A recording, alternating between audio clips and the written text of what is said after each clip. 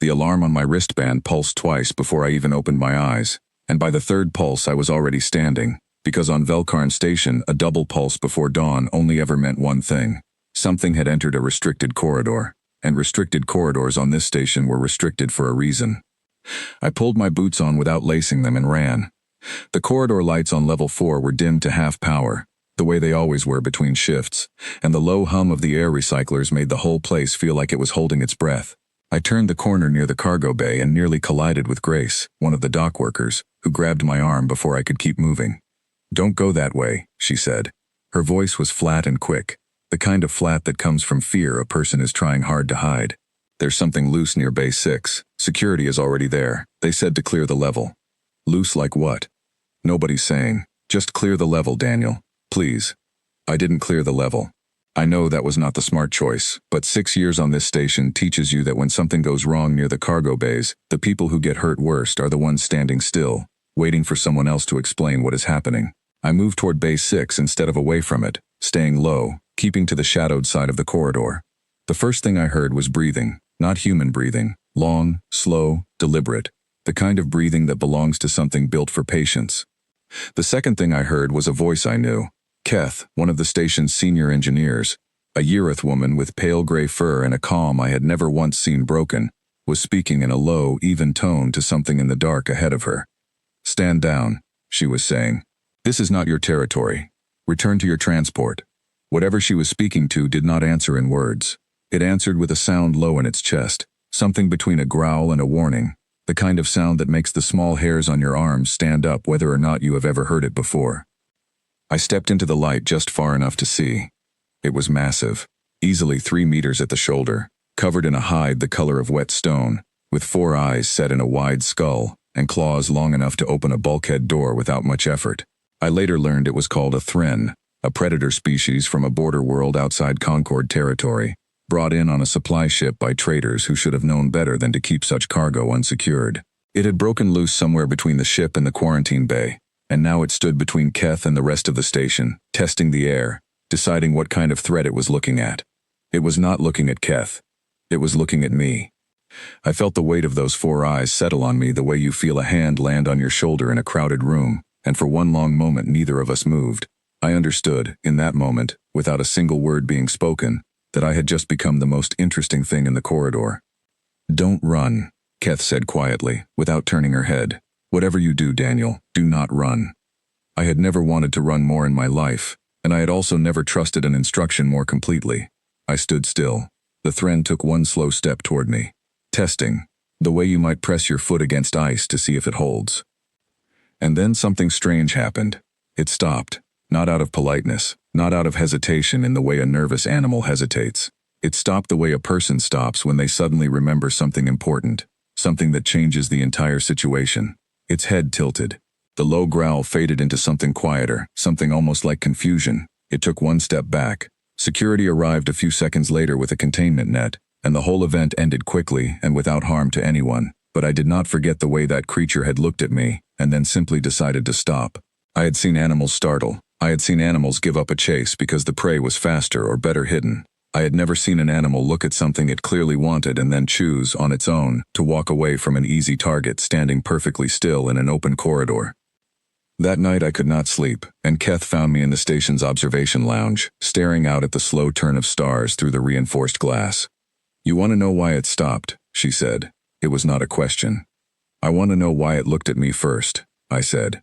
Out of everyone in that corridor, it looked at me. Keth sat down across from me, folding her hands in her lap in a gesture she had picked up from watching humans, one she used whenever she was about to say something she had been putting off for a long time. "Every predator species in the Concord hunts using the same basic instinct," she said. "It is not complicated. A creature decides how much a meal is worth by weighing 2 things against each other. How much effort will it take, and how much reward will it get in return? If the effort becomes too high, the reward stops mattering, no matter how hungry the creature is. This instinct is ancient. It exists in nearly every hunting species we have ever recorded, across every world in the Concord and beyond it." "Okay," I said. "That makes sense. A predator won't waste energy chasing something it can't catch, or something that will cost it too much to bring down." "Correct. Now, every species we have ever measured has a point on that scale. a place where the math stops favoring the hunt. Herbivores that fight back with force sit at one point. Predators that avoid hunting other predators sit further along. It is a simple curve, and for thousands of years, across every species we have contact with, that curve has had a ceiling, a highest point, a number past which nothing ever needed to be measured, because nothing ever crossed it. She paused, and for the first time since I had known her, she looked like she was choosing her next words very carefully. "Your species broke the ceiling," she said.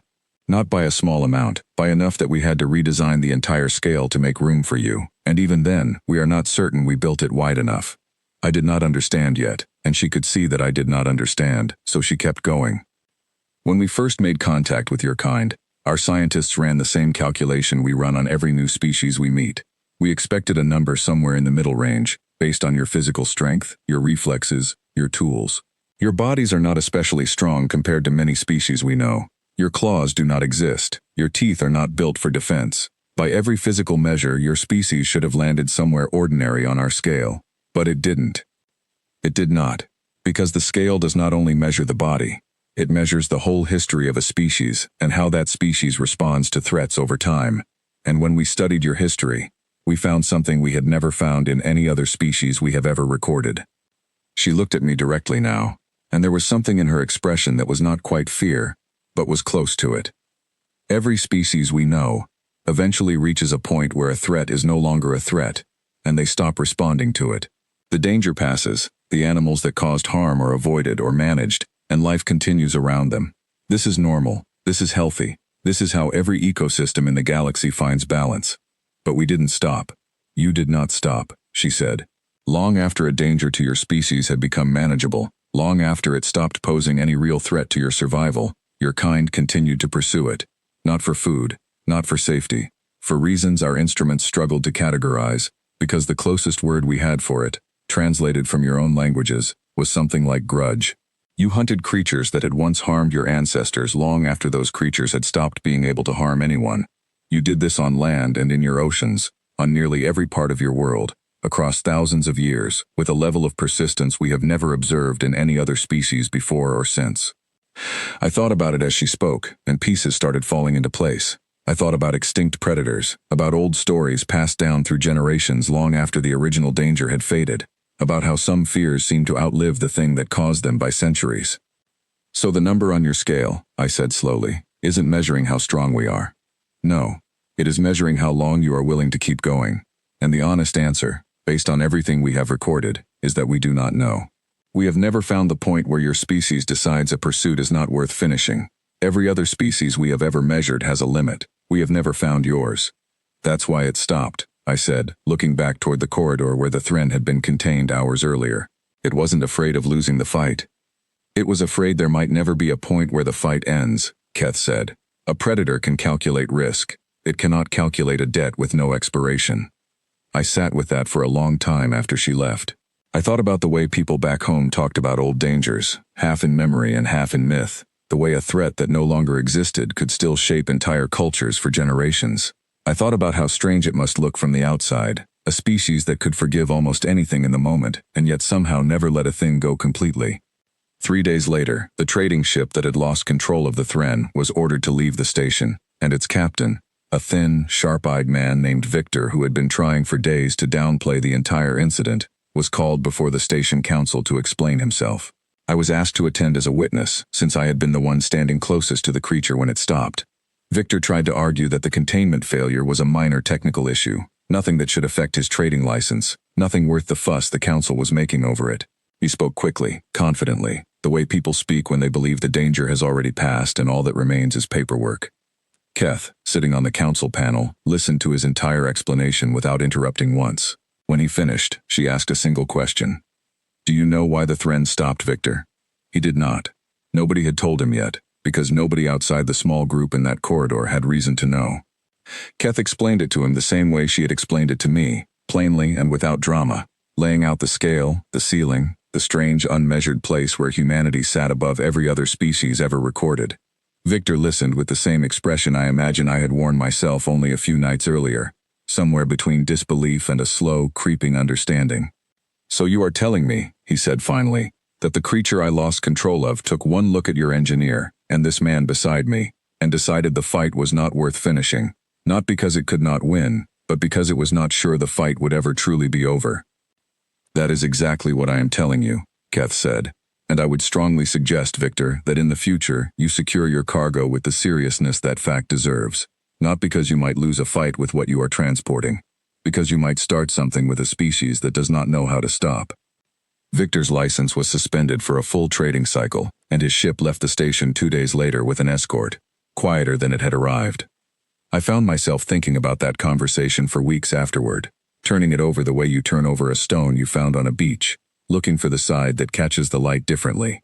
I had grown up thinking of humanity as ordinary, a species among many, capable but not extraordinary, distinguished mostly by curiosity and a talent for building things. I had never once considered that our real distinguishing trait, at least as far as the rest of the galaxy was concerned, might be something far less comfortable, a refusal to let go, a history of finishing fights long after the reason for starting them had faded into memory. It was Sarah, Keth's daughter, who eventually helped me see the other side of it, the part that was not frightening at all. She found me one evening in the observation lounge, the same place her mother had found me weeks earlier, and climbed into the seat across from mine without asking, the way children do when they have decided you are safe company. My mother told me what happened with the big animal, she said.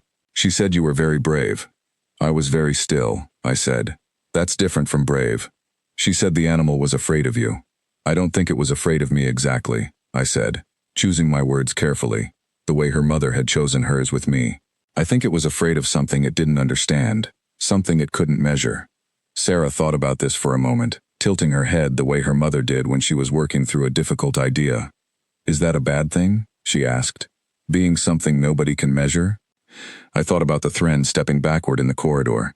I thought about Victor's ship leaving under escort. I thought about every quiet, careful distance the crew on this station kept from me, and from every other human aboard, a distance I had mistaken for simple caution until Keth explained what it truly was.